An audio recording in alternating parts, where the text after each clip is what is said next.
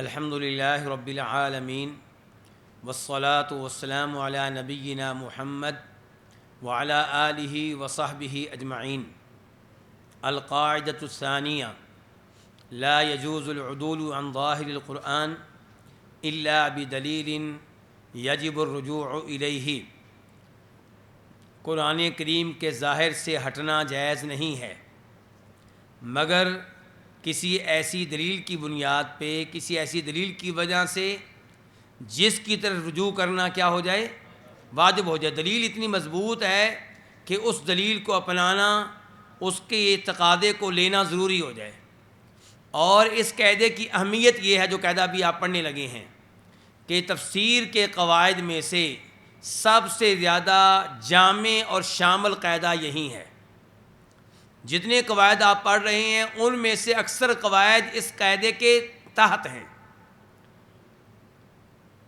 ان قواعد کے پیچھے بھی یہی قاعدہ ہے، تو آپ کہہ سکتے ہیں کہ یہ کلی قاعدہ ہے، جامع قسم کا قاعدہ، ایسا قاعدہ ہے جو قاعدہ کبریٰ ہے، اس سے کئی قواعد اخذ ہوتے ہیں۔ یہ قاعدہ دیگر بہت سے قواعد کی دلیل بنتا ہے۔ سورۃ القاعدہ۔ الاصل فی نصوص الوحی ان تحمل علی ظواہرها۔ نصوص وحی میں اصل یہ ہے کہ ان تحمل، کہ انہیں محمول کیا جائے، علی ظواہرها، ان کے ظواہر پہ۔ ان تحمل میں ضمیر ہے، کیا ضمیر ہے؟ ہیا۔ یہ ضمیر عبد المعیز کہاں جا رہی ہے؟ نصوص کی طرف۔ احسنتا۔ تو نصوص وحی میں اصل یہ ہے کہ نصوص وحی کو محمول کیا جائے علی ظواہرها۔ یہ ہا ضمیر کہاں جا رہی شیخ نعمان؟ نصوص کی طرف جا رہی، بہت اچھے۔ وتفسر، یہ را کے اوپر فتح کیوں پڑھا میں نے؟ ان تحمل وتفسر، کہ نصوص وحی کی تفسیر کی جائے علی حسب ما یقتضیہ ظاہر اللفظ، اس کے مطابق جس کا تقاضا کون کرتا ہے؟ ظاہر لفظ۔ ولا یجوز، اور جائز نہیں ہے، ان یعدل بالفاظ الوحی، کہ وحی کے الفاظ کو ہٹایا جائے، پھیرا جائے، عن ظاہرها، ان کے ظاہر سے، الا بدلیل واضح یجب الرجوع الیہ، الا یہ کہ کوئی دلیل آ جائے، واضح ہو، دلیل اتنی قوی ہو کہ اس کی طرف رجوع کرنا کیا ہو جائے؟ واجب ہو جائے۔ لأنہ، یعنی کہ یہ اصل کیوں ہے، ظاہر سے ہٹنا کیوں جائز نہیں ہے، ظاہر پہ قائم رہنا کیوں ضروری ہے؟ لأنہ لا يعرف مراد المتکلم الا بالالفاظ الدالۃ علیہ، کیونکہ متکلم کی مراد نہیں معلوم ہوتی، نہیں پہچانی جاتی، نہیں جانی جاتی مگر ان الفاظ کے ذریعے جو اس پہ دلالت کرتے ہیں۔ علیہ کی ضمیر کہاں جا رہی ہے؟ احسنت یا انس، مراد۔ الدالۃ علیہ کی ضمیر کہاں جا رہی ہے؟ مراد۔ والاصل فی کلامہ والفاظہ، اور متکلم کے کلام اور الفاظ میں اصل یہ ہے، فی کلامہ والفاظہ، ضمیر کی جا رہی ہے متکلم کی طرف۔ متکلم کے کلام، متکلم کے الفاظ میں اصل یہ ہے ان یکون دالا، کہ وہ دلالت کرنے والی ہو۔ وہ کون؟ کلام۔ ان یکون کلامہ، کہ وہ کلام دلالت کرنے والی ہو، علی ما فی نفسہ من المعانی، ان معانی پہ جو اس کے نفس میں ہیں۔ کس کے نفس میں ہیں؟ متکلم کے نفس میں ہیں۔ ولیس لنا طریق لمعرفۃ مرادہ، اور ہمارے پاس کوئی راستہ نہیں ہے متکلم کی مراد کو جاننے کا، پہچاننے کا، سوائے اس کے کلام اور اس کے الفاظ کے۔ کیوں جی؟ مجھے کیسے پتہ چلتا ہے کہ آپ کے دل میں کیا ہے؟ جب آپ گفتگو کرتے ہیں، آپ کے الفاظ بتاتے ہیں کہ آپ کے دل میں کیا ہے، اس کے علاوہ میرے پاس کوئی راستہ نہیں ہے۔ فمن خالف ظاہر القرآن، تو جو ظاہر قرآن کی مخالفت کرے، فقولہ مرجوح، اس کا قول کیا ہوگا؟ مرجوح ہوگا۔ وہذہ القاعدۃ ترد علیہ، اور یہ قاعدہ رد کرے گا علیہ، اس پہ، اس آدمی پہ بھی، اس کے قول پہ بھی۔ فمن هذا المنظوری، تو اس اعتبار سے، منظور کا معنی آپ کیا کر لیں؟ اعتبار. فمن هذا المنظوری، اس اعتبار سے کانت هذه القاعدۃ، یہ قاعدہ ہوا من قواعد ترجیح، ترجیح کے قواعد میں سے. یعنی کہ یہ قاعدہ تفسیریہ بھی بن سکتا ہے، یعنی کہ تفسیریہ لا ترجیحیہ. لیکن ترجیحیہ کب بنے گا؟ جب آپ کے پاس دو قول ہوں گے، ان میں سے آپ اس قول کو لے رہے ہیں جو ظاہر کے مطابق ہے، اور اس قول کو چھوڑ رہے ہیں جو ظاہر کے خلاف ہے، تو اس لحاظ سے قاعدہ کیا ہوا؟ قاعدہ ترجیحیہ ہوا. بیان والفاظ القاعدہ، قاعدہ کے الفاظ کی وضاحت. سب سے پہلے المراد بالظاہر، ظاہر سے کیا مراد ہے یہ سمجھ لینا نہایت ضروری ہے. بہت سے لوگ کہتے ہیں کہ ہم ظاہر کے اوپر ہیں، جبکہ وہ ظاہر کے اوپر نہیں ہوتے. جس کو وہ ظاہر کہہ رہا ہوتا ہے وہ قرآن کریم کا ظاہر ہوتا نہیں ہے. تو اس لحاظ سے ظاہر کو سمجھ لینا ضروری ہے. کہتے ہیں المراد بالظاہر ہوا ما یتبادر الی الذہن من المعانی، ظاہر سے مراد وہ معانی ہیں. یہ معنی کا ترجمہ میں پہلے کیوں لے آیا ہوں؟ کیونکہ یہ من بیان ہے کس کا؟ ما کا. تو ظاہر سے مراد وہ معنی ہیں جو جلدی سے ذہن میں آتی ہیں، جو لفظ سنتے ہی فوری طور پہ ذہن میں آتے ہیں، ان کو کہتے ہیں ظاہر. وَأَنَّهُ لَيْسَ لَهَا مَعْنًى بَاطِنٌ يُخَالِفُ ظَاهِرَهَا، اور یہ کہ نہیں ہے کوئی اور باطنی معنی جو ظاہر کے کیا ہو؟ خلاف ہو. وَهُوَ کی ضمیر کہاں جا رہی بلا؟ ظاہر. وَهُوَ يَخْتَلِفُ بِحَسْبِ السِّيَاقِ، اور یہ سیاق کے حساب سے کیا ہوتا ہے؟ تبدیل ہوتا رہتا ہے. ظاہر جو ہے سیاق کے حساب سے مختلف ہو سکتا ہے. یہ بڑی اہم بات انہوں نے کی ہے. مثال کے طور پہ میں کہتا ہوں رأیت اسدا فی الغابہ، میں نے اسد دیکھا غابہ میں، جنگل میں، تو اس سے مراد کیا ہوگا؟ جانور ہوگا. اور اگر میں کہتا ہوں رأیت اسدا یخطب علی المنبر، تو یہاں پہ ظاہر کیا ہے؟ بہادر آدمی. جو مجاز کے قائل ہیں وہ کیا کہتے ہیں؟ نہیں جی، اسد کا ترجمہ یہاں پہ کیا ہے؟ شیر، اور آپ یہاں پہ ظاہر سے ہٹ رہے ہیں. ابن تیمیہ کہتے ہیں نہیں نہیں نہیں نہیں نہیں، یہی تو آپ کی غلط فہمی ہے. ہم ظاہر سے نہیں ہٹ رہے، عبارت سیاق بتائے گا کہ ظاہر ہے کیا. جب آپ کہیں گے رأیت اسدا یخطب المنبر، تو سیاق بتا رہا ہے کہ یہاں پہ اسد سے مراد جانور نہیں ہے. آپ کا دھکا ہے، آپ کی ضد ہے کہ آپ کہتے ہیں نہیں، پہلے کہیں کہ اسد سے مراد شیر ہے، اور پھر کہیں کہ جناب یہاں پہ ہم اس کی تعویل کر رہے ہیں، اس کو مجاز پہ معمول کر رہے ہیں. تو یہ آپ کی ان کی خواہش ہے، یہ آپ کا موقف ہے، حقیقت میں ایسا نہیں ہے. تو ابن تیمیہ بہت دفعہ یہ اس بات کو دہراتے ہیں کہ سیاق و سباق بتاتا ہے کہ ظاہر کیا ہے. چلیں دیکھیں، کہتے ہیں وہ سیاق کے اعتبار سے مختلف ہوتا ہے. کیا مختلف ہوتا ہے؟ ظاہر. سیاق کے اعتبار سے وما یضاف الیہ، وما یضاف الیہ الکلام، یہ اس کا عطف ہے سیاق کے اوپر، کہ ظاہر مختلف ہوتا ہے سیاق کے مطابق، اور اس کے مطابق جس کی طرف کلام کی اضافت کی جا رہی ہوتی ہے. کلام کی اضافت جس چیز کی طرف کی جا رہی ہے اس کے حساب سے ظاہر تبدیل ہو جائے گا. فالکلمۃ الواحدہ، ایک ہی لفظ ہوگا، یکون لہا معنی فی سیاق، اس کا ایک معنی ہوگا ایک سیاق میں، وآخر، یہ کیا ہے اس کا معنی؟ آخر دوسرا معنی، ومعنی آخر، ومعنی آخر فی سیاق آخر، اور اس کا دوسرا معنی ہوگا دوسرے سیاق میں. وترکیب الکلام یفید معنی علی وجہ، اور کلام کا جو نظم ہے، کلام کا جو کیا ہے؟ نظم ہے، وہ فائدہ دے گا ایک معنی کا علی وجہ، ایک صورت میں، ومعنی آخر، اور وہ فائدہ دے گا دوسرے معنی کا علی وجہ، دوسری صورت میں. واضح ہو گیا علماء کرام؟ چلیں اچھا جی، ومان الظاہر فی ہذ القاعدہ، اس قاعدے میں جو لفظ ظاہر آیا ہے اس کا معنی و مفہوم عمران لا یوافق معنی الظاہر فی اصطلاح الاصولیین۔ عمران کیا ہوا، کلاس میں آنے کے بعد بھی آپ کلاس میں نہیں ہیں، کیا ہو رہا ہے؟ کوئی پریشانی تو نہیں ہے؟ چلیں، کہتے ہیں اس قاعدے میں ظاہر کا جو معنی ہے یہ اس ظاہر کے معنی کے مطابق نہیں ہے جو اصولیوں کی اصطلاح میں ہے من کل وجہ، مکمل طور پہ کچھ نہ کچھ تو معنی ایک جیسا ہی ہے، لیکن 100% دونوں کا معنی ایک نہیں ہے، فرق ہے۔ کیا فرق ہے جی بتائیں ہمیں؟ کہتے ہیں فہو عندہم، فہو ہوا سے کیا مراد ہے؟ ظاہر۔ عندہم عند من؟ اصولیین۔ تو ظاہر اصولیوں کے ہاں کیا ہے؟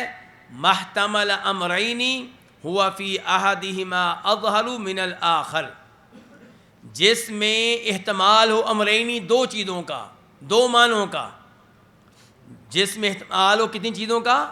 دو چیزوں کا، ہوا وہ فی احدہما اظہر، ان دو میں سے ایک معنی میں زیادہ ظاہر ہو دوسرے کے مقابلے میں۔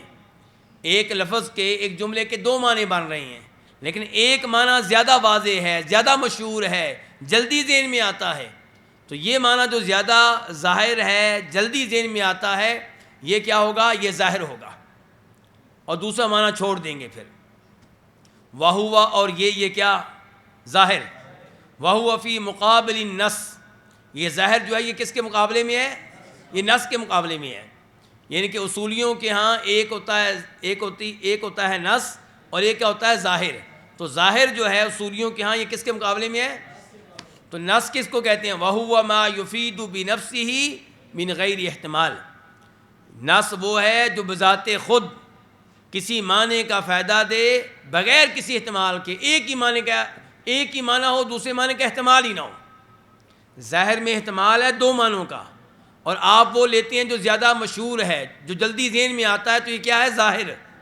اچھا، یہیں سے آپ سمجھ لیں تعبیل، ظاہر میں آپ نے کون سا معنی لیا ہے؟ زیادہ مشہور۔ کتنے معنوں کا احتمال تھا؟ آپ نے وہ لیا جس کا جو زیادہ شہرت رکھتا ہے، جو جلدی ذہن میں آتا ہے۔ اگر آپ اس کو چھوڑ کے دوسرا معنی لے لیں، دور والا، تو وہ کیا ہو جائے گی؟ تعویل ہو جائے گی۔ وہ کیا ہو جائے گی؟ تعویل ہو جائے گی۔ اور نص وہ ہے جس میں دوسرے معنی کا احتمال ہی نہیں ہے، معنی ہی ایک ہے۔ کہتے ہیں اب ہمارے پاس جو ظاہر ہے، اب ذرا اوپر دیکھیں 2 منٹ کے لیے، کہ جو ظاہر ہمارے پاس ہے، اوپر سے مراد ہے کہ کتاب نہ دیکھیں جو ظاہر ہمارے پاس ہے نا اس قاعدے میں، اس سے مراد ظاہر وہ بھی ہے جو اصولیوں کے اصطلاح میں ہے، اور اس سے مراد نص بھی ہے۔ یہاں پہ جو ظاہر ہے یہ اصولیوں والے ظاہر اور نص دونوں کو شامل ہے۔ سمجھے علماء کرام؟ بس یہ کہنا چاہتے ہیں۔ دیکھیں اب کہتے ہیں فالظاہر فی ھذ القاعدہ، اس قاعدہ میں جو ظاہر ہے، قد یکون تارۃ ھو الظاہر فی اصطلاح الاصولیین، اس قاعدہ میں جو ظاہر ہے کبھی وہ ظاہر ہوگا جو اصولیوں کی اصطلاح میں ظاہر ہے، وقد یکون اخری، وقد یکون تارۃ اخری، وقد یکون، اور کبھی کیا ہوگا؟ هو النص، اور کبھی وہ نص ہوگا اصولیوں کی اصطلاح میں۔ تو فرق سمجھ گئے علماء کرام؟ شیخ ایوب فرق سمجھ گئے؟ مجھے تو لگتا ہے آپ ہمارے ساتھ ہی نہیں ہیں، یہ فرق تو بالکل واضح ہے۔ ہاں جی نعمان سمجھ گئے؟ انا للہ و انا الیہ راجعون، بڑے بڑے لوگ پکڑے گئے ہیں۔ یہ ممکن نہیں ہے کہ آپ کلاس میں ہوں اور سمجھ نہ آئی ہو، آسان ہے۔ وہ کہہ رہے ہیں کہ جو اصولی ہیں نا، ان کی ہاں نص کس کو کہتے ہیں؟ ما یفید بنفسہ من غیر احتمال، جو بذات خود فائدہ دے، ان کے معنی دے بغیر کسی احتمال کے۔ اور ظاہر کیا ہے؟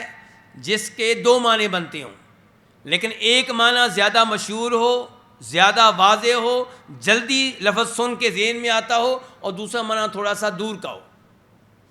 اب اگر آپ وہ معنی لیتے ہیں جو زیادہ مشہور ہے، تو آپ نے کس کو لیا ہے؟ ظاہر کو۔ اور اگر آپ وہ معنی چھوڑ کے جو غیر مشہور معنی ہے وہ لے لیتے ہیں، تو اس کو کیا کہیں گے؟ تعویل۔ اس کو کیا کہیں گے؟ تعویل آپ نے کی ہے۔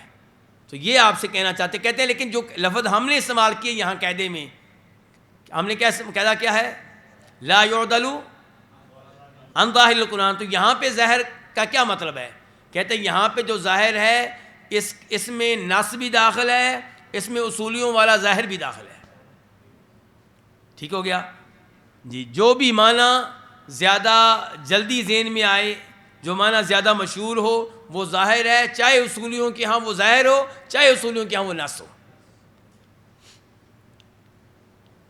کہتے ہیں فالمراد بالظاہر ہنا, ظاہر سے مراد یہاں پہ یعنی کہ اس قاعدے میں کیا ہے جی پھر ہوا مدلول آپ نیچے لکھیں, تھوڑا سا الگ لکھ لیں نیچے,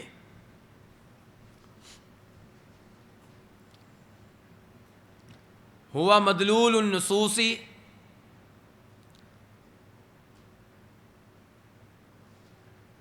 لکھ لیا, المفہوم ہوا مدلول النصوص المفہوم بمقتضى الخطاب العربی.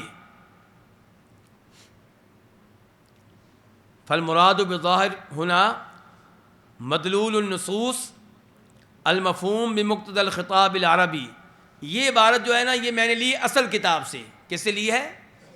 اصل کتاب کتنی جلدوں میں ہے؟ 2 جلدوں میں. اور یہ ہمارے پاس کیا ہے؟ مختصر. تو مختصر میں جو انہوں نے بات لکھی ہے اس میں تھوڑی سی پیچیدگی سی پائی جاتی ہے, تو مجھے وہ عبارت اچھی لگی اس لیے میں نے وہ لکھوا دی آپ کو. دیکھیں اب کہتے ہیں ظاہر سے یہاں مراد کیا ہے؟ مدلول النصوصی, نصوص کا وہ مدلول, نصوص کا وہ معنی, المفہوم جو سمجھ میں آتا ہے. المفہوم صفت ہے کس کی؟ مدلول کی. المفہوم صفت ہے کس کی؟ مدلول کی. نصوص کا وہ مدلول, وہ معنی, المفہوم جو سمجھ آتا ہے خطاب عربی کے تقاضوں کے سے, عربی خطاب کے تقاضوں سے نصوص کا جو معنی سمجھ میں آتا ہے اس کو کیا کہتے ہیں؟ ظاہر. والمراد بإلا بدلیل یجب الرجوع الیہ, اس کی وضاحت. اب قاعدے میں یہ الفاظ آئے تھے نا, عباس کہاں پہ آئے تھے؟ الا بدلیل یجب الرجوع الیہ. چلیں جی, کہتے ہیں هذا الدلیل الذی یجوز صرف الظاہر لہ, یہ دلیل جس کی وجہ سے, لہو جس کی وجہ سے, جس کی خاطر, یہ دلیل جس کی خاطر ظاہر کو پھیرنا جائز ہے, ظاہر سے ہٹنا جائز ہے. اما ان یکون عقلیا ظاہرا, یا تو یہ دلیل ہوگی عقلی ظاہر عقلی دلیل, یا ہوگی ظاہر سمعی دلیل نقلی. یا عقلی طور پہ یہ دلیل واضح ہوگی یا سمعی طور پہ یہ دلیل کیا ہوگی؟ واضح ہوگی. اما الدلیل العقلی الظاہر, جہاں تک تعلق ہے عقلی دلیل کا, الظاہر جو بالکل واضح ہوگی, تو وہ کیا ہوگی؟ هو الذی یعلم به کل احد المراد, وہ جس کے ساتھ, هو الذی به, وہ جس کے ساتھ ہر کوئی جان لیتا ہے کس کو؟ مراد کو, اور یہ بھی جان لیتا ہے کہ ظاہر مراد نہیں ہے. وذالک مثل قولہ تعالی, جیسا کہ اللہ تعالیٰ کا یہ فرمان ہے, وَأُوتِيَتْ مِن كُلِّ شَيْءٍ, اس کو دی گئی تھی ہر چیز. کس کو؟ ملکہ سبا کو. حدود آ کے کیا کہہ رہا ہے, کیا رپورٹ پیش کر رہا ہے کہ سلیمان علیہ السلام, میں ایک عورت کو دے کر آیا ہوں, بادشاہ بنی ہوئی ہے اور ہر چیز اس کے پاس موجود ہے, کوئی چیز نہیں ہے جو اس کے پاس موجود نہ ہو. اچھا, کبھی یہ لفظ آپ نے بولا ہو اپنے بارے میں یا کسی اور کے بارے میں, یار فلاں آدمی کو اللہ نے ہر چیز دی ہے, کبھی استعمال کیا آپ نے لفظ؟ یہ کرتے ہیں, ہم بھی استعمال کرتے ہیں. خود میں کہتا ہوں, آپ بھی کہہ دیتے ہیں کئی دفعہ, یا کسی اور کے بارے میں کہہ دیتے ہیں, یار اس آدمی کو اللہ نے ہر چیز دی ہے. تو کیا ہمارا مقصود ہوتا ہے کہ کائنات کی ہر چیز ہے اس کے پاس؟ مقصود یہ ہوتا ہے کہ جس قسم کا وہ آدمی ہے اور جو بنیادی ضروریات ہیں وہ سب اس کے پاس موجود ہیں, یا وہ چیزیں جن کے حاصل کرنے کی اس کو خواہش رہتی ہے وہ اس کے پاس موجود ہیں. ایسے ہی ہے نا. تو جب حدود نے کہا تھا اس عورت کے بارے میں کہ وہ اوتیت من کل شیء, تو اس کا مقصود یہی تھا کہ جو بادشاہ ہو، ایک بادشاہ کے پاس جو چیزیں موجود ہونی چاہیے وہ ساری اس کے پاس موجود ہیں۔ اچھا، ابن تیمیہ کی گفتگو میں اور اس ہمارے مؤلف کی گفتگو میں بھی یہاں فرق ہوگا، وہی فرق جو پہلے میں بتا رہا ہوں۔ ابن تیمیہ کیا کہیں گے عام طور پہ، کبھی ابن تیمیہ بھی اپنے اس سیاق سے ہٹ جاتے ہیں کبھی کسی اور جگہ پہ، کئی دفعہ وہ ان کے انداز میں گفتگو کر رہے ہوتے ہیں، لیکن عام طور پہ ان کا انداز کیا ہوتا ہے، وہ کہیں گے، ہم کہیں گے کہ جناب ہم یہاں پہ اس آیت کے ظاہر سے ہٹ رہے ہیں، اللہ نے تو یہ کہا تھا، حدود نے تو یہ کہا تھا، اس کو ہر چیز ملی ہے، لیکن ہم کہتے ہیں ہر چیز نہیں ملی، ظاہر سے ہٹ رہے ہیں ایک دلیل کی وجہ سے، دلیل کیا، عقلی۔ لیکن ابن تیمیہ کیا کہیں گے، کہیں گے نہیں ہم ظاہر سے نہیں ہٹ رہے، اس کا ظاہر ہے ہی نہیں۔ اور ابن تیمیہ سچے ہیں بات کہنے میں، کیا خیال ہے؟ بجائے اس کے کہ آپ یہ کہیں کہ جناب والا ظاہر کچھ اور ہے لیکن دلیل کی وجہ سے ہم ظاہر سے ہٹ رہے ہیں، اس کی بجائے ابن تیمیہ کہتے ہیں کہ اس کا ظاہر ہی یہی ہے کہ اس کو ہر وہ چیز ملی ہے جو ایک بادشاہ کے پاس ہو سکتی ہے، اتنی سی بات ہے ساری۔ تو فی الحال مؤلف کا انداز دیکھیں، آپ مؤلف کیا کہہ رہے ہیں، کہتے ہیں اما دلیل العقلی الظاہر، جہاں تک تعلق ہے ظاہر واضح عقلی دلیل کا، تو اس سے مراد وہ دلیل ہے، هو الذی یعلم به، وہ دلیل ہے جس کے ساتھ ہر کوئی جان لیتا ہے المراد مقصود کو، وان ظاہر غیر مراد، اور یہ کہ ظاہر مراد نہیں ہے، وذالک مثل قوله تعالی، اور یہ جیسا کہ اللہ کا فرمان ہے، وَأُوتِيَتْ مِن كُلِّ شَيْءٍ، اور اسے ہر چیز دی گئی ہے، فَإِنَّ كُلَّ أَحَدٍ يَعْلَمُ بِعَقْلِهِ، ہر کوئی اپنی عقل سے جان سکتا ہے کہ ان المراد، مقصود یہ ہے کہ اوتیت، اسے دی گئی، من جنس ما یؤتاہ مثلها، اس چیز کی جنس میں سے جو اس جیسے لوگوں کو دی جاتی ہے۔ وہ بادشاہ تھی نا، تو جیسی چیزیں بادشاہوں کو دی جاتی ہیں ویسی سب چیزیں اس کو دی گئی تھیں۔ اچھا، اب یہ کیا کہہ رہے ہیں، عقل کے ساتھ ہر کوئی جان لیتا ہے، تو جب ہر کوئی جان لیتا ہے تو پھر ظاہر تو یہی ہوا ہے نا۔ چلیں جی، وَكَذَلِكَ قَوْلُهُ، ایسے اللہ تعالیٰ کا یہ فرمان، اللہ خالق کل شیء، اللہ ہر چیز کا کیا ہے، ہر چیز کا، یعنی کہ اس کا مطلب ہے نعوذ باللہ کہ اللہ اپنا بھی خالق ہے۔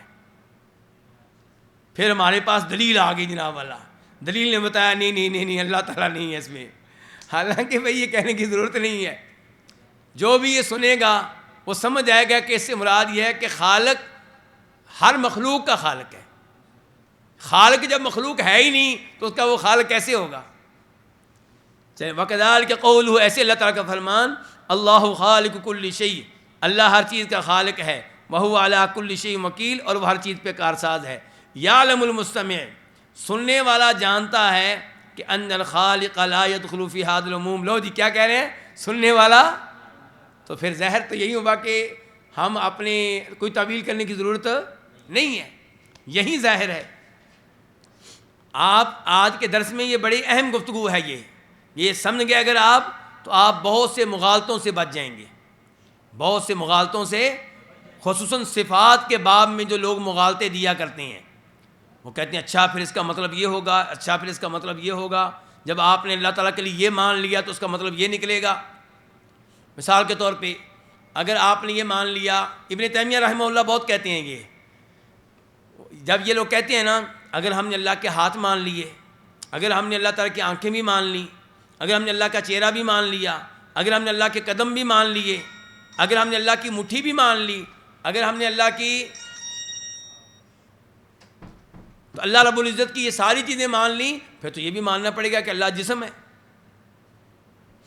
پھر کیا ماننا پڑے گا، اللہ تعالیٰ کیا ہے، جسم ہے۔ اس کا مطلب یہ ہے کہ ہم یہ چیزیں نہ مانیں تاکہ اللہ تعالیٰ کو عقیدہ جسمیت سے محفوظ رکھیں۔ کس سے محفوظ رکھیں؟ ابن تیمیہ کہتے ہیں شریف آدمیوں، اگر یہ بات ہو رہی ہو کسی مخلوق کے بارے میں تو پھر تو ہم کہہ سکتے ہیں کہ چیزیں ماننے سے ماننا پڑے گا کہ وہ کیا ہے، جسم ہے، لیکن یہ گفتگو ہو رہی کس کے بارے میں، خالق کے بارے میں۔ خالق کے بارے میں ہمارے پاس معلومات ہی نہیں ہے، کوئی ہم یہاں پہ قیاس نہیں کر سکتے، کوئی تصور نہیں کر سکتے، ہم یہاں پہ یہ نہیں کہہ سکتے کہ اللہ تعالیٰ کا جسم ہے۔ یہ چیزیں مانیں گے لیکن یہ نہیں مانیں گے جسم ہے۔ اور 2 منٹ کے لیے اگر میں تمہاری بات مان لوں کہ ان اعضاء کو ماننے سے، ان صفات کو ماننے سے اللہ کے جسم ماننا پڑے گا تو ٹھیک ہے، پھر مانو، یہ صفات بھی مان لو، جسم بھی مان لو۔ یہ کیا ہوا کہ جسمیت کے خوف سے ان صفات کا انکار کر دو۔ اگر آپ کے کہنے کے مطابق، کہتے ہیں میں نہیں کہتا، آپ کے کہنے کے مطابق ان اعضاء کو ماننے سے جسم ماننا لازم آئے گا تو پھر مان لو۔ لیکن یہ کیا ہوا کہ جناب والا جسمیت کے خوف سے ان صفات اور ان اعضاء کا انکار کر دو۔ بات سمجھ رہے ابن تیمیہ کی؟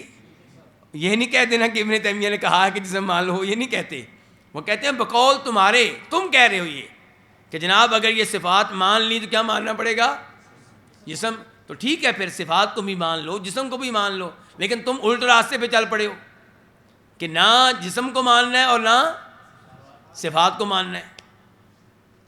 چلیے دیکھیں جی، اب کہتے ہیں وَأَمَّا الْأَدِلَّةُ السَّمْعِيَّةُ، جہاں تک تعلق ہے سمعی دلائل کا، فَهِيَ الدَّلَالَاتُ فِي الْكِتَابِ وَالسُّنَّةِ، شیخ ساران، جہاں تک تعلق ہے کس کا؟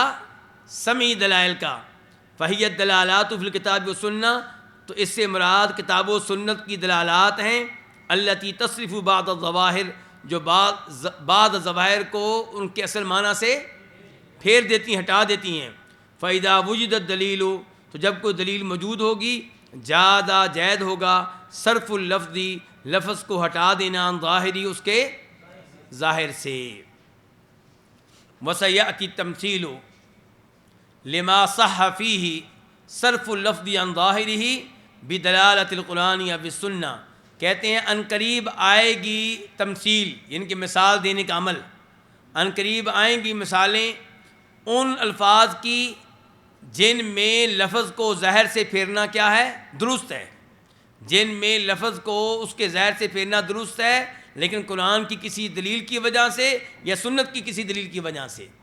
اچھا، یہ گفتگو کہاں آئے گی؟ کہتے ہیں تحت بحث، آگے ایک بحث آ رہی ہے، مستثنی من القاعدہ، وہ چیزیں جو اس قاعدے سے مستثنا ہیں، وہ چیزیں جو اس قاعدے سے، اس بحث میں مثالیں آئیں گی ان الفاظ کی جن کو ان کے ظاہر سے ہٹا دیا گیا اور وہ ہٹانا ٹھیک تھا۔ سمجھے علماء کرام؟ چلیں جی، کہتے ہیں اما ما احدثہ المتأخرون من صرف الفاظ القرآن والسنة عن ظواہرها وتأویلها دون دلیل من القرآن والسنة وإنما فعلوا ذلك كي توافق مذاهبهم التي اعتقدوها وأسسوها على ما عملته عليه عقولهم فمثل هذا رد على اصحابه۔ کہتے ہیں اوپر یہ مان گئے، پہلے مؤلف پہلے مان گئے کہ چند مثالیں ہمیں ملتی ہیں ان الفاظ کی جن کو ان کے ظاہر سے کیا کر دیا گیا؟ ہٹا دیا گیا، دلیل کی وجہ سے، قرآن کی دلیل کی وجہ سے یا حدیث کی دلیل کی وجہ سے۔ کہتے ہیں لیکن متاخرین نے تو کھیل تماشا بنا لیا ہے، متاخرین نے کیا بنا لیا ہے؟ کھیل تماشا۔ یہ اپنے مسلک کے مطابق تعویلیں کرتے ہیں، قرآن کو ظاہر سے پھیرتے ہیں، اپنے مسلک کے دفاع میں، اپنے غلط عقائد کے دفاع میں قرآن کو بدلتے ہیں، خود بدلتے نہیں ہیں۔ یہ کہنا چاہ رہے ہیں، دیکھیں کہتے ہیں اما ما احدث المتأخرون، جہاں تک تعلق ہے اس عمل کا جو کیا ہے کنہوں نے؟ متأخرین نے۔ وہ کیا عمل ہے جی؟ یہ من بیانیہ، کس کا بیان ہے؟ ماں کا۔ کیا کیا متأخرین نے؟ انہوں نے قرآن و سنت کے الفاظ کو پھیرا ہے، عن ظواہرہا، ان کے، وتأویلہا، اور انہوں نے کیا کیا ہے؟ تأویلہا کا عطف کس کے اوپر ہے؟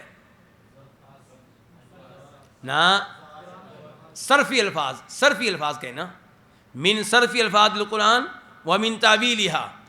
متأخرین نے قرآن و سنت کے الفاظ کو ان کے ظواہر سے ہٹایا ہے اور تعویل کیا ان کی، کن کی؟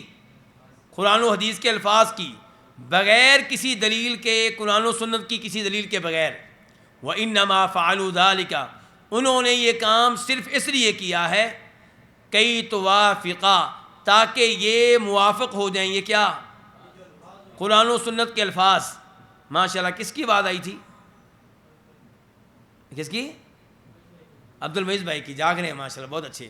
وَإِنَّمَا فَعَلُوا ذَلِكَ، اور انہوں نے یہ کام کیا، فعلو کا فاعل کون ہے؟ المتاخرون، بہت اچھے۔ متاخرین نے یہ کام کیا ہے کئی توافقہ، تاکہ قرآن و سنت کے الفاظ مطابق ہو جائیں مذاہبہم ان کے مذاہب کے. کون سے مذاہب؟ التی اعتقدوها جن کا عقیدہ انہوں نے اپنایا، واسسوها اور جن کی بنیاد انہوں نے رکھی، جن مذاہب کی بنیاد انہوں نے رکھی، علی ما عملت علیہم عقولہم اس کے مطابق رکھی جو ان پہ ان کی عقل نے فرض کر دیا. عملت ہو فرضت ہو، جو ان پہ ان کی عقل نے فرض کیا، جو انہیں ان کی عقل نے بتایا، جو ان سے ان کی عقل نے کہا. فمثل ہذا، فمثل ہذا کیا کیا تعلق ہے پچھلی عبارت سے؟ یہ اما کا جواب ہے، وہ اما کا جواب جہاں تک تعلق ہے وہ اس کام کا جو متاخرین نے کیا ہے. فمثل ہذا رد، تو اس قسم کا جو کام ہے یہ مردود ہے علی اصحابہ، اس کام کے اصحاب پہ جنہوں نے کام کیا ہے یہ ان کے اوپر رد ہے، اس کو ہم نہیں مانتے. یہ تعویلات باطلہ ہیں. اس انداز سے زہر کو ہٹانے کی اجازت، اس انداز سے زہر سے ہٹنے کی اجازت نہیں ہے. نواز جاگ رہے ہیں؟ تھوڑی دیر پہلے مجھے سوئے ہوئے نظر آئے تھے، آپ ادھر ہی ہیں نا؟ سنیں، الامثلہ تطبیقی القاعدہ، اس قاعدے کی تطبیقی مثالیں. اس قاعدے کے معاملے میں مؤلف نے طبالت سے کام لیا کیونکہ یہ قاعدہ بہت زیادہ اہمیت رکھتا ہے. میری خواہش ہوگی کہ اس قاعدے کو آپ اچھی طرح یاد کریں، اچھی طرح سمجھیں، تطبیق دیں. تفسیر میں بہت سی گمراہیوں سے آپ بچ جائیں گے، بلکہ حدیث میں بھی. اس قاعدے کی وجہ سے حدیث شریف میں بھی آپ بہت سی گمراہیوں سے بچ جائیں گے. اور آپ کو یہ بات معلوم ہونی چاہیے کہ اس قاعدے کا اہتمام نہ کرنے کی وجہ سے خود ہمارے اپنے کئی علماء جو ہیں وہ کئی مقامات میں تعویل میں واقع ہوئے ہیں. شیخ عدنان کو تو پتہ ہوگا، تحفۃ الحفظی کے اوپر کتاب ہے، معلوم ہے نا؟ عون المعبود اور تحفۃ الحفظی کے اوپر کتاب ہے. کسی نے لکھی ہے کہ ان میں جو عقیدے کے تعلق سے کچھ نہ کچھ، کیا لفظ بولیں گے، اب میں نہیں بولنا چاہتا کوئی لفظ. بہرحال کہنے کا مطلب یہ کہ اس لیے اس قاعدے کو دھیان میں رکھنے کی بہت زیادہ ضرورت ہے. آئیے، من التفاسیر التی تعمل فیہا ھذی القاعدہ، وہ تفسیریں جن میں اس قاعدے کو کیا کیا جائے گا؟ لاگو کیا جائے گا. بہت اچھا لفظ بولا ہے ماشاء اللہ. لاگو کیا جائے گا، چسپاں کیا جائے گا، فٹ کیا جائے گا. ٹھیک ہے،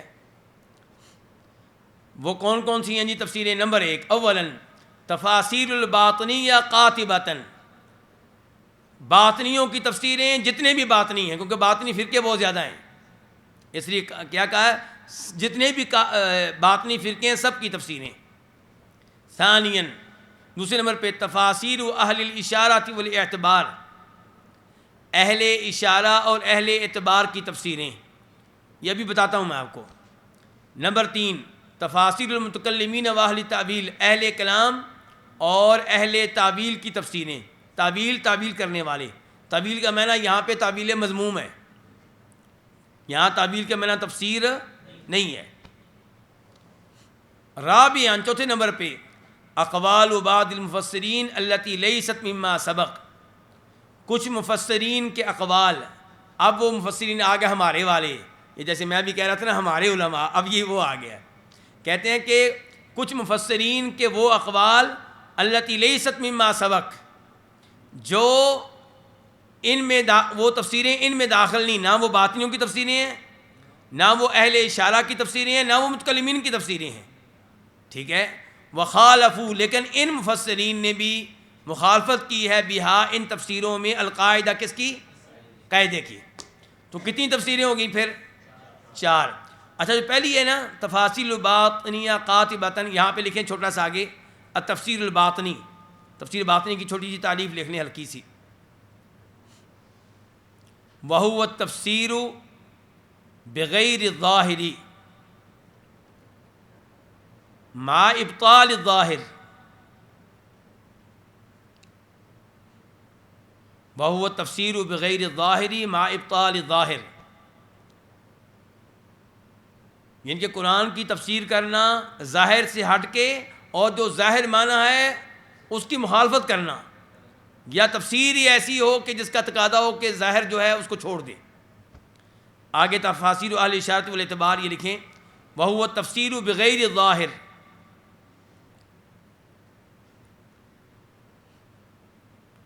مع عدم ابطال الظاہر.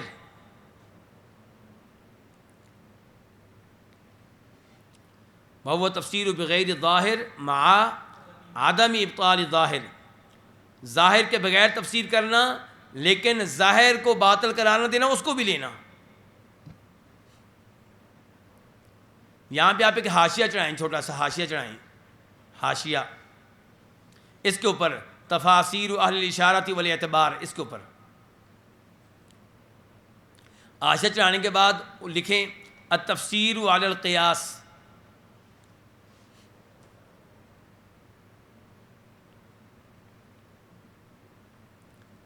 الحاق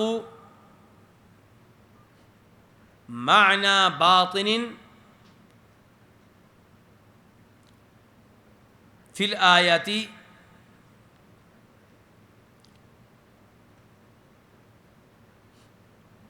بظاہرها الذی يدل علیہ اللفظ. الحاق معنی باطن فی الآیہ بظاہرها الذی يدل علیہ اللفظ.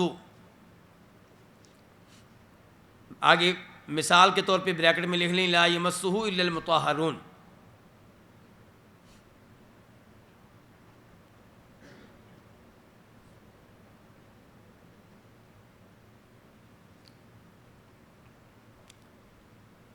اچھا کیا سمجھے آپ تفسیر القیاس؟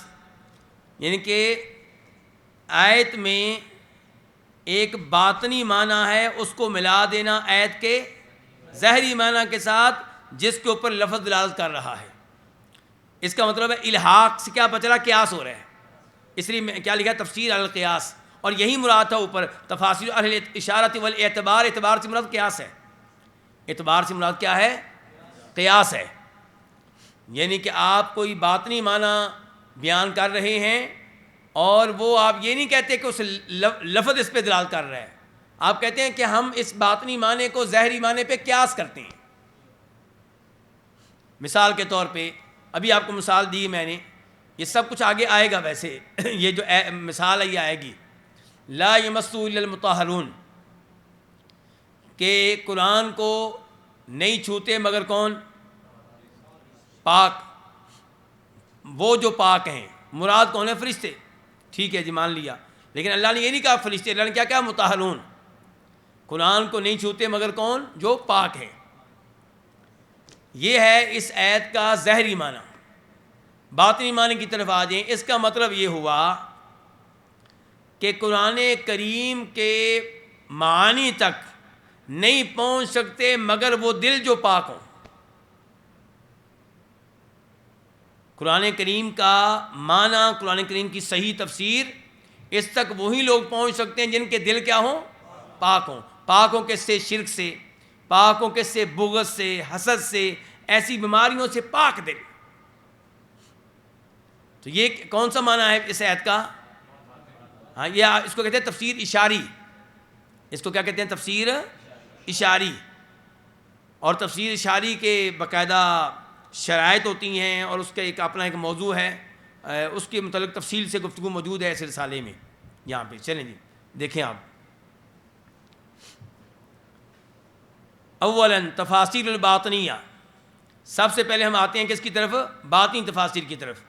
کہتے ہیں ومن الباطنیہ الذین ترد هذه القاعدۃ مذاہبہم واقوالہم فی التفسیر. ان باطنی فرقوں میں سے جن کے مذاہب اور جن کے تفسیری اقوال کو یہ قاعدہ رد کرتا ہے الامامیہ. گویا کہ الامامیہ کیا ہے؟ مبتدا مؤخر کس کا؟ من الباطنیہ کا. من الباطنیہ کا ان کے ان باطنی لوگوں میں سے جن کے مذاہب اور جن کے تفسیری اقوال کو یہ قاعدہ رد کرتا ہے. ایک باطنی فرقہ کون سا؟ الامامیہ الاثنا عشریہ.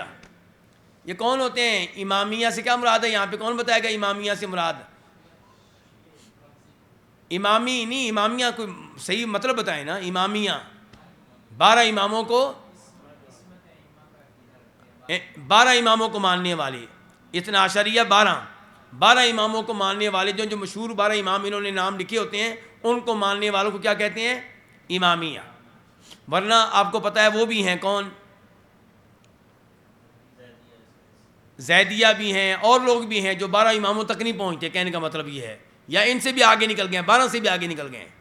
چلیں، تو یہ کون ہے؟ امامیہ الاثنا عشریہ۔ تقول الامامیہ الاثنا عشریہ ان القرآن لہ ظاہر و باطن، یہ کہتے ہیں قرآن کا ایک ظاہر ہوتا ہے اور کیا ہوتا ہے؟ باطن۔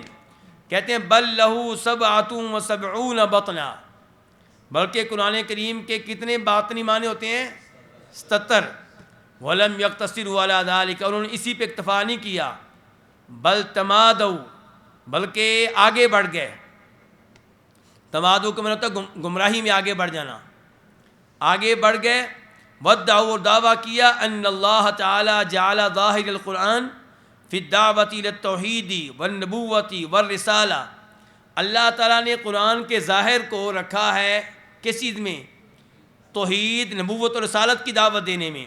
وجعل باطنہ، اور قرآن کے ظاہر کو رکھا ہے فی الدعوۃ الی الامامۃ والولایۃ، جی ہاں، امامت اور ولایت کی دعوت۔ وما یتعلق بہما، اور جو چیزیں ان سے متعلق ہیں۔ اس کے بعد آگے جو عبارت آ رہی ہے اس کو بریکٹ لگا دیں، یعنی کہ یہ ہم نے نہیں پڑھنی، 1 2 3 4 5 6، یہ 6 لینے چھوڑ دیں، آگے آئیں۔ کہتے ہیں ہناک امثلۃ، اصل کتاب میں یہ لفظ یہاں پہ کیا ہے؟ ہناک امثلۃ تبین، کہتے ہیں ہمارے پاس ایسی مثالیں ہیں جو وعدے کرتی ہیں شیئا من تلک الضلالات، ان گمراہیوں میں سے کچھ، والہدم للمدلولات للالفاظ القرآن الکریم، ہمارے پاس ایسی مثالیں ہیں جو وعدے کرتی ہیں ان کی کچھ گمراہیوں کو، اور قرآن کریم کے الفاظ کے مدلولات کو معطل کر دینے کو، الہدم معطل کر دینا، ختم کر دینا، گرا دینا، ڈھا دینا۔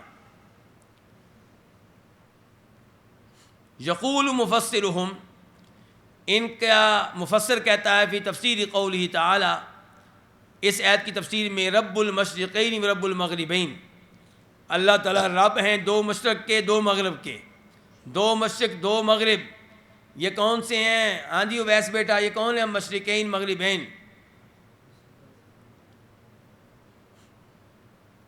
اور کس کو نیند آ رہی اسے سوال کرتے ہیں؟ ہاں جی حنزلہ، یہ مشرقین مغربین کیا ہے؟ جی ساران، احسنتا، ماشاءاللہ، دیکھ لیں گے۔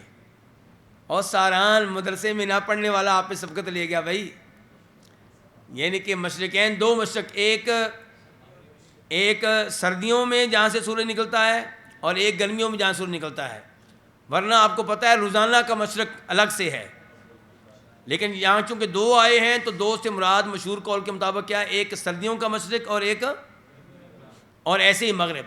تو اللہ تعالیٰ رب ہے مشرقین کا بھی مغربین کا بھی۔ تو ان کا مفسر کیا کہتا ہے؟ المشرقین رسول اللہ و علی، اللہ تعالیٰ رب ہیں محمد کے بھی اور علی کے بھی صلی اللہ علیہ وسلم۔ ورب المغربین، اللہ تعالیٰ رب ہیں مغربین کے بھی، وہ کون ہے؟ حسن اور حسین۔ یہ پہلی تفسیر ہوگی جی ان کی، آگے سنتے جائیں۔ وعند قولہ تعالی، اور اللہ کے تعالیٰ کا یہ فرمان جو ہے، مرج البحرین یلتقیان بینہما برزخ لا یبغیان فبأی آلاء ربکما تکذبان یخرج منہما اللؤلؤ والمرجان۔ پہلے اپنی اصل تفسیر کا آپ کو پتہ ہونا چاہیے، کیونکہ اصل کا پتہ ہونا چاہیے کہ نہیں؟ ہاں جی، کہتے ہیں مرج البحرین، اللہ نے مکس کر دیا ہے، خلط ولط کر دیا ہے 2 سمندروں کو، یلتقیان، وہ آپس میں ملتے ہیں، اس حال میں کہ ان کے مابین برزخ، ایک آڑ ہے، لا یبغیان، جس کو وہ تجاوز نہیں کرتے، یعنی کہ ایک طرف کیا ہے پانی کون سا میٹھا، دوسری طرف کیا ہے، اور دونوں مکس نہیں ہوتے آپس میں، دیکھ لیں اللہ کی قدرت۔ فبأی آلاء ربکما تکذبان، تم اپنے رب کی کون کون سی نعمتوں کو جھٹلاؤ گے؟ عباس، مخاطب کون ہے یہاں پہ؟ اللہ تعالیٰ کس کو کہہ رہے ہیں؟ تم دونوں کون ہیں؟ اللہ تعالیٰ آپ کو جزائے خیر دے، بہت اچھے، ماشاءاللہ، بہت اچھے۔ چلیں جی، اللہ آپ کے علم میں برکتیں ڈالے۔ آگے یخرج منہما اللؤلؤ والمرجان، ان دونوں سے نکلتا ہے، منہما کی ضمیر کہاں جا رہی ہے؟ ہاں جی شیخ عبد المعز، منہما،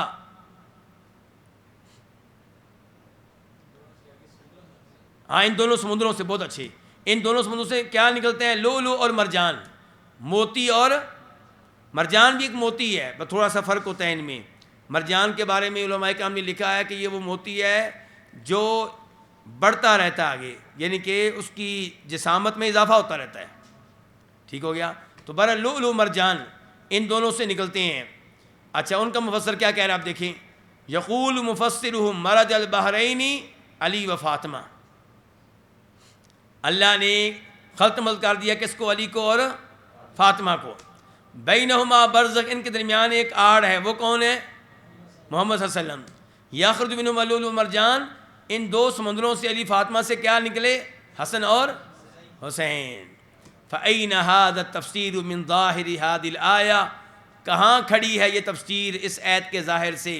تحتیم کامل لمدلولات الفاظ القرآن الکریم، قرآن کریم کے الفاظ کے معنی و مفہوم کو مکمل طور پہ ختم کر کے رکھ دیا انہوں نے، ایسی کی تیسی کر کے رکھ دیا انہوں نے۔ کیا اس کو تفسیر کہتے ہیں؟ کتنی مثالیں ہو گئی ہیں؟ 2۔ وَكَقَوْلِ مُفَسِّرِهِمْ فِي قَوْلِهِ تَعَالَى، اور جیسا کہ ان کے ایک مفسر کا کہنا ہے اللہ تعالیٰ کے اس فرمان کے بارے میں، ضَرَبَ اللَّهُ مَثَلًا لِلَّذِينَ كَفَرُوا امْرَأَتَ نُوحٍ وَامْرَأَتَ لُوط، اللہ نے ایک مثال بیان کی ہے، کن کے لیے؟ کافروں کے لیے۔ مثال کس کی بیان کی ہے؟ نوح علیہ السلام کی بیگم کی، اور تو وہ ان کا مفسر کیا کہتا ہے؟ مثل ضربہ اللہ لعائشہ و حفصہ، اللہ نے یہ مثال بیان کی کن کی؟ عائشہ اور ان تظاہرتا، کہ وہ دونوں ایک دوسرے کی مددگار بن گئیں، علی رسول اللہ، کس کے خلاف؟ اللہ کے رسول کے خلاف، وافشتا سرہ، اور دونوں نے آپ کے راز کو زہر کر دیا۔ وعن قولی تعالی، چوتھی مثال اللہ تعالیٰ کے فرمان کے بارے میں کہتے ہیں وَيَبْقَى وَجْهُ رَبِّكَ قَالَ مُفَسِّرُهُمْ نَحْنُ وَجْهُ اللَّهِ، تیرے رب کا چہرہ باقی رہے گا، کہتے ہیں اس مراد کون ہے؟ ہم، اِنَّا لِلَّهِ وَإِنَّا إِلَيْهِ رَاجِعُونَ، اس کو کیا کہتے ہیں؟ تفسیر۔ اور ان کے ہاں جو ایسی تفسیریں بیان کرے کہتے ہیں یار اس کے پاس بڑے نکات ہیں، بڑے اہم نکتے بیان کرتا ہے تفسیر میں۔ اور ہمارے ہاں بھی یہ چیز پائی جاتی ہے، جو تھوڑا بہت عالم دین ایسی تھوڑی سی چیزیں بیان کرے نا، کہتے ہیں بڑے پوائنٹ بیان کرتا ہے یہ بڑے کیا بیان کرتا ہے؟ بڑے پوائنٹ ملتی ہیں جناب اس کے درس میں۔ چلیں جی آگے، وَأَمْثِلَةُ ذَلِكَ كَثِيرٌ مِّن تَفْسِيرِهِمُ الْبَاطِنِي لِكِتَابِ اللَّهِ تَعَالَى وَإِعْرَاضِهِمْ عَمَّا دَلَّ عَلَيْهِ ظَاهِرُ الْقُرْآنِ، اور اس جیسی بہت سی مثالیں مل جائیں گی ان کی باطنی تفسیر میں سے، کتاب اللہ کی باطنی تفسیر میں سے، اور ان کے اعراض کرنے سے، ان معنی سے جن پہ قرآن کا ظاہر دلالت کرتا ہے۔ مع کون ھذا الباطن، حالانکہ یہ جو باطن ہے لا دلالت علیہ، اس پہ کوئی دلیل نہیں ہے، من اللفظی، الفاظ سے، البتہ قطعی طور پہ، وانما ہی اہواء وضلالات، سوائے اس کے نہیں یہ خواہشات نفس ہیں اور گمراہیاں ہیں، تملی ھذا التفسیر علی عقولہم وقلوبہم، اور یہ جو ہیں یہ اس قسم کی تفسیر کو فرض کرتی ہیں ان کی عقلوں پہ اور ان کے دلوں پہ۔ یہ گمراہیاں ہیں، گمراہ عقائد ہیں جو اس قسم کی تفسیر کو سامنے لے کر آتے ہیں۔ نعوذ باللہ من الخذلان، ہم اللہ سے پناہ مانگتے ہیں اس بات سے کہ اللہ تعالی ہمیں چھوڑ دے گمراہی پہ، اس طرح یعنی کہ شیطان ہمارے ساتھ کھیلتا رہے، گمراہی پہ ہمیں لگاتا رہے، اللہ ہماری مدد نہ کرے، ہم اللہ تعالیٰ کی پناہ میں آتے ہیں اس سے۔ والباطنیۃ عامۃ الذین ترد علیہم ھذہ القاعدہ، اور وہ باطنی جن پہ یہ قاعدہ رد کرتا ہے، ہم الذین، یہ وہ ہیں، الذین فسروا القرآن بامور باطنہ، جنہوں نے قرآن کی تفسیر کی ہے ایسے باطنی امور کے ساتھ، تخالف ظاہرہ، جو قرآن کے ظاہر کے کیا ہیں؟ مخالف ہیں۔ فہذا معلوم الفساد من جہت مخالفتی لظاہر القرآن، تو یہ چیز جو ہے اس کا فاسد ہونا معلوم ہے، واضح ہے، کس لحاظ سے؟ اس لحاظ سے کہ یہ تفسیر قرآن کے ظاہر کے کیا ہے. یہاں سے وہ یہ کہنا چاہتے ہیں کہ ایسی باطنی تفاسیر جو ہوتی ہیں نا وہ دو طرح کی ہوتی ہیں. ایک وہ باطنی تفاسیر جو ظاہر کی مخالفت کر رہی ہوتی ہیں، تو ان کا گمراہی پہ مبنی ہونا، ان کا فاسد ہونا بالکل کیا ہے، واضح ہے. کیوں واضح ہے؟ کیونکہ قرآن کے ظاہر کے خلاف ہیں. تو کچھ اور بھی ہوتی ہیں جو قرآن کے ظاہر کے خلاف نہیں ہوتی، ان کا کیس کچھ اور ہوتا ہے. وہ آگے لا رہے ہیں ابن تیمیہ کی عبارت، دھیان سے سمجھیں. کہتے ہیں قال شیخ الاسلام ابن تیمیہ، امام ابن تیمیہ رحمہ اللہ فرماتے ہیں وَأَمَّا إِذَا أُرِيدَ بِالْعِلْمِ الْبَاطِنِ، اور جب مراد لیا جائے علم باطن سے، کیا مراد لیا جائے؟ الَّذِي يَبْطُنُ. الَّذِي يَبْطُنُ یہ ترکیب کے لحاظ سے کیا بن رہا ہے؟ کس کا؟ اریدہ کا. تو جب مراد ہو علم باطن سے الَّذِي يَبْطُنُ عَنْ أَكْثَرِ النَّاسِ، وہ علم جو اکثر لوگوں سے مخفی ہو، یبطن کا معنی کر لیں مخفی ہو، او عن بعضہم یا بعض سے مخفی، فہذا علی نوعین، تو اس کی دو قسمیں ہیں. احدہما پہلی قسم باطن، وہ علم باطن یخالف العلم الظاہرہ، جو علم ظاہر کے کیا ہو، مخالف ہو. والثانی دوسرا وہ علم باطن جو ظاہر کے مخالف نہ ہو. فاما الاول فباطل، جو پہلا ہے وہ تو باطل ہے کیونکہ ظاہر کے مخالف ہے. فمن ادعى علما باطنا، تو جو دعویٰ کرے کسی باطنی علم کا، او علما بباطن، یا دعویٰ کرے کسی باطنی علم کو جاننے کا، وذلك يخالف العلم الظاہر، اور وہ علم ظاہر کے مخالف ہو، کان مخطئا، وہ آدمی کیا ہوگا، خطا کار ہوگا. اما ملحدا زندیقا، یا تو وہ ملحد ہوگا، زندیق ہوگا، و اما جاہلا ضالا، یا وہ جاہل ہوگا، گمراہ ہوگا. اگر جان بوجھ کے کر رہا ہے تو وہ کیا ہے، ملحد ہے، زندیق ہے. اگر جاہل ہے تو پھر گمراہ ہے. واما الثانی، اور جہاں تک تعلق ہے دوسری قسم کا، یہ دوسری قسم کون سی ہے؟ حسین سے پہلے کون ہے؟ نور الامین. یہ دوسری قسم کون سی ہے؟ یعنی کہ وہ علم باطن جو ظاہر کے مخالف نہ ہو. کہتے ہیں وہ اما ثانی، جہاں تک تعلق ہے دوسرے کا، فہو بمنزلۃ الکلام فی علم الظاہری، تو وہ علم ظاہر میں کلام کے مقام و مرتبہ پہ ہے. کیا مطلب؟ اس کے بارے میں گفتگو ایسے ہی ہے جیسے ہم علم ظاہر کے بارے میں گفتگو کرتے ہیں. علم ظاہر جو ہے جس کا ہم دعویٰ کرتے ہیں کہ علم ظاہر ہے، وہ کبھی حق ہوگا کبھی باطل ہوگا. تو ایسے ہی یہ ہے، قد یکون حقا وقد یکون باطلا، کبھی حق ہوگا کبھی باطل ہوگا. فإن الباطن، کیونکہ جو باطن ہے، باطنی علم جو ہے، اذا لم یخالف الظاہر، جب وہ ظاہر کا مخالف نہ ہو، تو لم یعلم بطلانہ من جہت مخالفتہ لظاہر المعلوم، تو اس کا بطلان واضح نہیں ہوگا اس کے ظاہر معلوم کی مخالفت کرنے کے اعتبار سے. یہ بات سمجھ آ رہی کہ نہیں آ رہی؟ یعنی کہ ایک وہ باطنی علم ہے جو ظاہر کے مخالف ہے، تو اس کا باطل ہونا اس لیے ہمیں پتہ چل گیا کہ وہ ظاہر کے مخالف ہے. اور ایک وہ باطنی علم ہے جو ظاہر کے مخالف، تو اس کی بطلان، اس کے باطل ہونے کا معلوم کرنا ظاہر کی مخالفت کے لحاظ سے تو ممکن نہیں ہے، پھر کسی اور لحاظ سے معلوم کرنا پڑے گا. دیکھیں کہتے ہیں فَإِنْ عُلِمَ، پس اگر معلوم ہو جائے انہو حق، کہ وہ برحق ہے، تو قبیلہ، اس کو کیا کر لیا جائے گا. وَإِنْ عُلِمَ، اگر معلوم ہو جائے کہ انہو باطل، باطل ہے، تو ردہ، اس کو رد کر دیا جائے گا. تو پہلی قسم کیا ہے کہ اور دلائل سے پتہ چل گیا، دیگر دلائل سے پتہ چل گیا کہ وہ کیا ہے، حق ہے، تو اس کو لے لیا جائے گا. اور پتہ چل جائے کہ وہ باطل ہے تو اس کو وَإِلَّا أُمْسِكَ عَنْهُ، ورنہ اس کے بارے میں خاموشی اختیار کی جائے، رک جائیں گے اس کے بارے میں، ان کے خاموشی اختیار کریں گے، نہ اس کو باطل قرار دیں گے نہ حق قرار دیں گے. کتنی قسمیں ہو گئیں پھر؟ 3 قسمیں ہو گئیں. کتنی قسمیں ہو گئیں؟ 3 قسمیں ہو گئیں. کہتے ہیں وَأَمَّا الْبَاطِنُ الْمُخَالِفُ لِلظَّاهِرِ الْمَعْلُومِ، جہاں تک تعلق ہے اس علم باطن کا جو ظاہر کے مخالف ہے، اور ظاہر بھی وہ جو واضح ہے. جہاں تک تعلق ہے اس علم باطن کا جو واضح طور پہ جو ظاہر ہے اس کے کیا ہے مخالف ہے، فمثل ما یدعی، تو اس کی مثال وہ تفسیریں ہیں جن کا دعویٰ کرتے ہیں کرامتی باطنی، وہ باطنی جو کون ہے کرامتہ میں سے ہیں، وہ باطنی جو کن میں سے ہیں کرامتہ میں سے ہیں۔ یہ کون ہے جی کرامتہ؟